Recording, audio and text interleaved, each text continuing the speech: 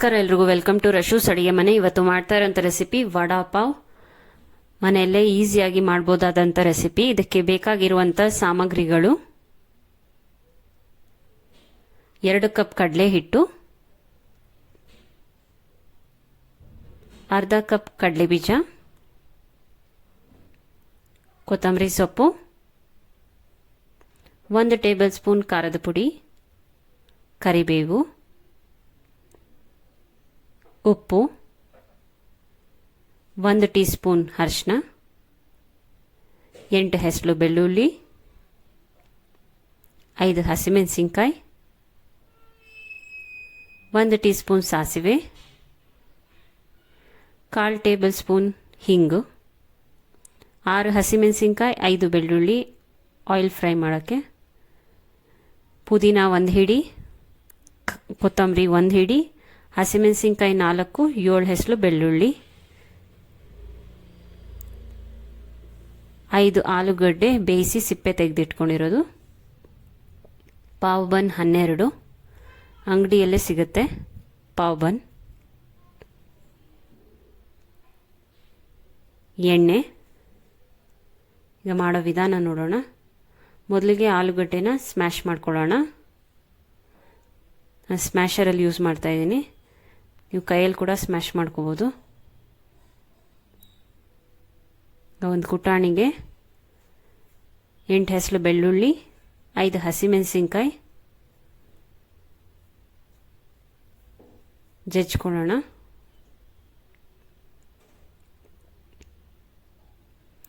Stove on ಮಾಡಿ ಬಾಣಲಿ ಇಟ್ಕೊಳ್ಳೋಣ. ಬಾಣಲಿಗೆ 3 ಸ್ಪೂನ್ ಎಣ್ಣೆ. ಎಣ್ಣೆ ಕಾದ ನಂತರ ಸಾಸಿವೆ ಚಿಟಪಟ ಅಂದ ನಂತರ ಹಿಂಗು,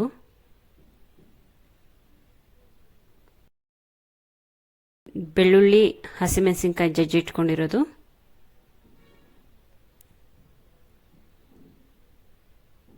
ಕರಿಬೇವು ಕೈಯಲ್ಲೇ ಕಟ್ ಮಾಡಿ ಹಾಕ್ಕೊಂಡಿದ್ದೆ,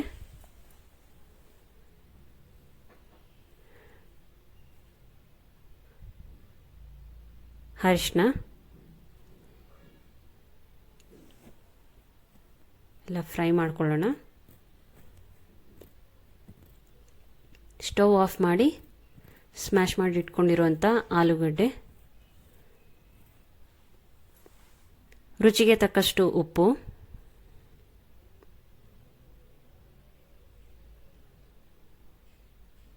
ಕೊತ್ತಂಬರಿ ಸೊಪ್ಪು ಮಿಕ್ಸ್ ಮಾಡ್ಕೊಳ್ಳೋಣ. ಎಲ್ಲ ಕಡೆ ನೀಟಾಗಿ ಮಿಕ್ಸ್ ಮಾಡ್ಕೊಳ್ಳೋಣ. ಇದನ್ನು ಆರೋದಕ್ಕೆ ಬಿಡೋಣ.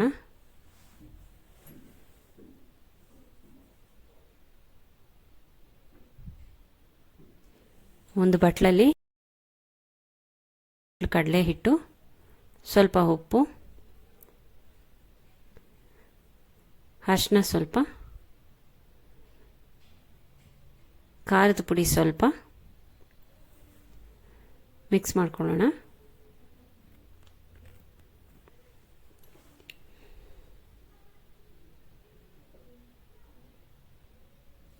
ಸ್ವಲ್ಪನೇ ನೀರನ್ನು ಹಾಕ್ಕೊಂಡು ಮಿಕ್ಸ್ ಮಾಡ್ಕೊಳ್ಳೋಣ.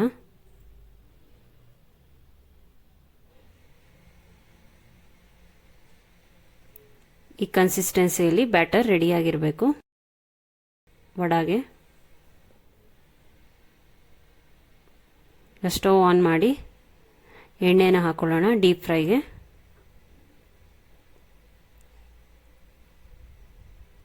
ಹಸಿಮೆಣಸಿನ್ಕಾಯಿನ ಈ ರೀತಿ ಕಟ್ ಮಾಡ್ಕೋಬೇಕು. ಫುಲ್ಲಾಗಿ ಕಟ್ ಮಾಡಬಾರ್ದು, ಲೈಟಾಗಿ ಈ ರೀತಿ ಕಟ್ ಮಾಡ್ಕೋಬೇಕು.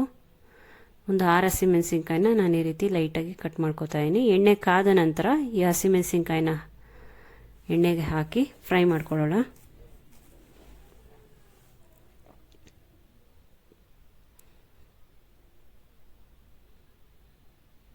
ತೆಗೆದು ಪಕ್ಕಕ್ಕೆ ಇಟ್ಕೊಳ್ಳೋಣ. 5 ಹೆಸರು ಬೆಳ್ಳುಳ್ಳಿನ ಫ್ರೈ ಮಾಡ್ಕೊಳ್ಳೋಣ.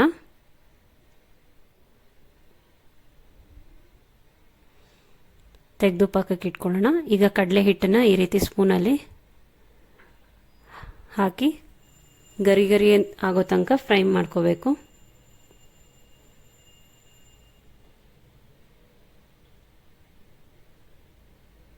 ಈಗ ತೆಗೆದು ಇದನ್ನು ಒಂದು ಪ್ಲೇಟ್ಗೆ ಹಾಕಿಟ್ಕೊಳ್ಳೋಣ.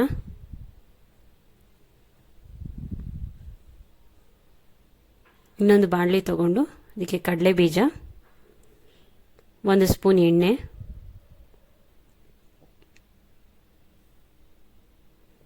ಫ್ರೈ ಮಾಡ್ಕೊಳ್ಳೋಣ.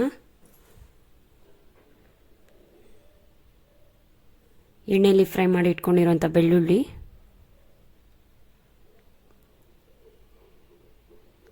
ಎಣ್ಣೆಯಲ್ಲಿ ಕರೆದಿಟ್ಕೊಂಡಿರೋಂಥ ಕಡಲೆ ಹಿಟ್ಟು,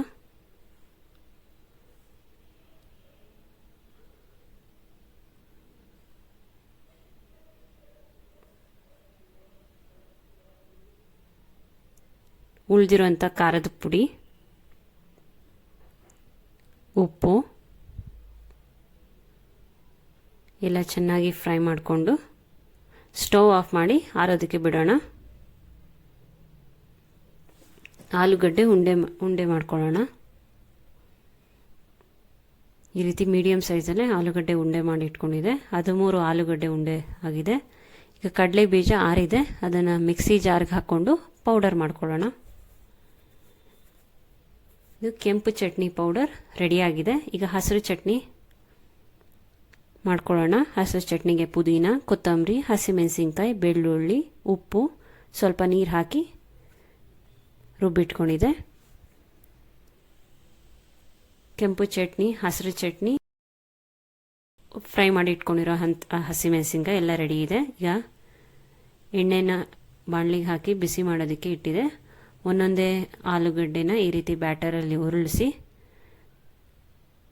ಬಾಣಲಿಗೆ ಹಾಕೊಳ್ಳೋಣ. ಈ ರೀತಿ ಎಲ್ಲ ಆಲೂಗಡ್ಡೆನ ಚೆನ್ನಾಗಿ ಫ್ರೈ ಮಾಡಿ ಇಟ್ಕೊಂಡಿದೆ. ಈಗ ಸರ್ವ್ ಮಾಡೋದನ್ನು ತೋರಿಸ್ತೀನಿ.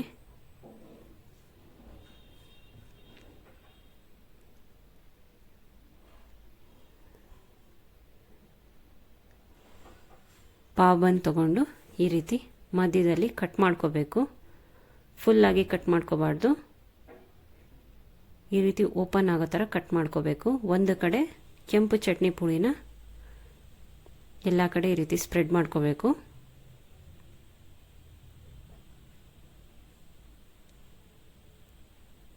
ಇನ್ನೊಂದು ಕಡೆ ಹಸಿರು ಚಟ್ನಿನ ಎಲ್ಲ ಕಡೆ ಈ ರೀತಿ ಸ್ಪ್ರೆಡ್ ಮಾಡ್ಕೋಬೇಕು. ಆಲೂಗಡ್ಡೆ ವಡಾನ ಲೈಟಾಗಿ ಪ್ರೆಸ್ ಮಾಡಿ ಕ್ಲೋಸ್ ಮಾಡಿ ಮಧ್ಯದಲ್ಲಿ ಹಸಿಮೆಣಸಿನ್ಕಾಯಿನ ಹಾಕಿಟ್ರೆ ವಡಾ ಪಾವ್ ರೆಡಿಯಾಗಿದೆ. ನೀವು ಹೊರಗಡೆ ತಿಂದರೆ ಏನು ಟೇಸ್ಟ್ ಬರುತ್ತೋ ಅದೇ ಟೇಸ್ಟ್ ಬರುತ್ತೆ. ಟ್ರೈ ಮಾಡಿ ಈ ರೆಸಿಪಿನ. ಈ ವಿಡಿಯೋ ನಿಮ್ಗೆ ಇಷ್ಟ ಆಗಿದೆ ಲೈಕ್ ಮಾಡಿ, ಶೇರ್ ಮಾಡಿ, ಸಬ್ಸ್ಕ್ರೈಬ್ ಮಾಡಿ.